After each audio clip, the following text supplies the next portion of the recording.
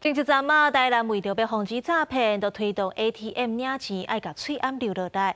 即阵调方银行嘛，伫 ATM 引进 AI 技术，领钱的时阵，你若挂喙暗，戴安全帽啊，甲面往内，或者是咧讲电话，看起来怪怪，这 ATM 就会单警报。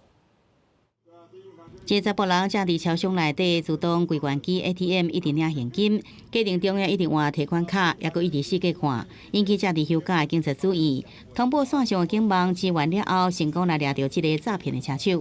为了防止自动柜员机 ATM 将做诈骗集团的犯罪工具，调方银行立即开始将部分的 ATM 导入 AI 面部查起辨识的技术。您未露出完整五官，请脱帽。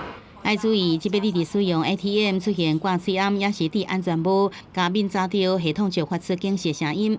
另外，有哪听手机啊，哪操作 ATM， 也会触发这个警示声音响起。您正在使用手机，提醒您近期诈骗猖獗。旁边假如说很多人的话，一起看过来，确实就是蛮尴尬的。那这样子是不是就可以遏止一些事情发生？我觉得这样还不错。根据警政署打击诈骗仪表榜显示，今年1月到5月诈骗受理案件超过7万件，损失金额将近大约400亿。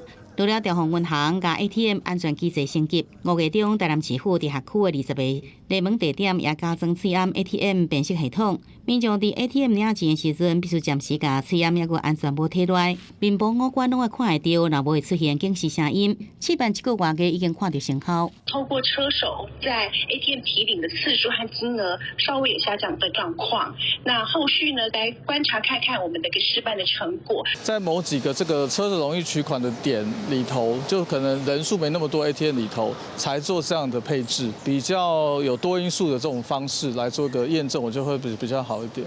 治安专家讲，银行导入 AI 面部查起来辨识技术，若真正出现犯罪行为，应当做影像证据提供。不过事先上好加做宣导沟通，避免民众因为挂喙暗这习惯而出现无方便的情形。记者综合报道。